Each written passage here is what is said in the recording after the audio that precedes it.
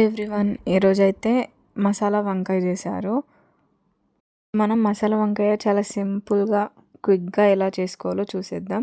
ప్రాసెస్లోకి చూసుకుంటే ముందుగా ధనియాలు, పల్లీలు, ఎండు కొబ్బరి, నువ్వులు, జీలకర్ర ఇవి తీసి పెట్టుకోవాలి. ఇవన్నీ కూడా మిక్సీ పట్టేసుకొని పేస్ట్ రెడీ చేసుకోవాలి. ఇక్కడ వంకాయలను అయితే మధ్యలో 4 కాట్లు పెట్టేసుకొని తీసుకోవాలి. ఇక్కడ చూడండి మేము ఎలా పెట్టుకున్నామో. ఇలా చేసుకున్న తర్వాత వంకాయల్ని ఆయిల్లో డీప్ ఫ్రై చేసుకోవాలి. సో ఫస్ట్ అయితే మనం పల్లీలు, ఎండు కొబ్బరి, నువ్వులు, జీలకర్ర ఇవి ఉన్నాయి కదా, వీటిని పేస్ట్ అయితే రెడీ చేసేసుకున్నాము. ఇక్కడ పేస్ట్ అయితే రెడీ అయిపోయింది. తర్వాత టమాటాని కూడా కట్ చేసుకొని అది కూడా పేస్ట్ రెడీ చేసుకోవాలి.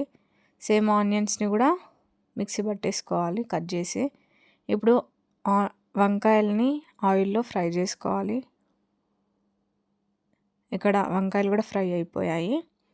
సో ఇప్పుడు ఏంటి అంటే 4-5 లవంగాలు, బగారాకు, దాల్చిన చెక్క, కొత్తిమీర, యాలకులు, సాజీరా ఇవి తీసుకోవాలి.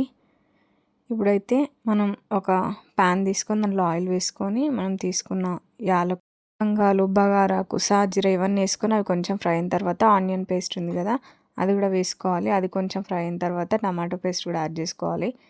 కొద్దిగా పసుపు వేసుకొని మిక్స్ చేసుకోవాలి. ఆయిల్ పైకి తేలేంత వరకు దీన్ని ఉడకనివ్వాలి. ఉడికిన తర్వాత దీంట్లో మనం ఏదైతే మసాలా పేస్ట్ రెడీ చేసి పెట్టుకున్నాం కదా, పల్లీలు, నువ్వులు వేసి అది వేసేసుకోవాలి. అది కాసేపు మూత పెట్టి మగ్గిన తర్వాత దాంట్లోనే తగినంత కారం, ఉప్పు వేసేసుకొని ఫ్రై చేసుకోవాలి. ఇక్కడ కరివేపాకు కూడా వేసేసుకొని మిక్స్ చేసేసుకున్నాము. దాంట్లో ఇప్పుడు మనము వంకాయలు ఫ్రై చేసి పెట్టుకున్నాం కదా ఆయిల్లో, వంకాయలు కూడా దీంట్లో వేసేసుకొని వంకాయలు అనేవి కట్ అవ్వకుండా, పీసెస్ అవ్వకుండా జాగ్రత్తగా కలుపుకోవాలి. కలిపేసుకొని మనం కొద్దిగా గ్రేవీ కూడా యాడ్ చేసేసుకోవాలి. గ్రేవీ మీకు ఎంత కావాలి అంటే అంత యాడ్ చేసుకోండి.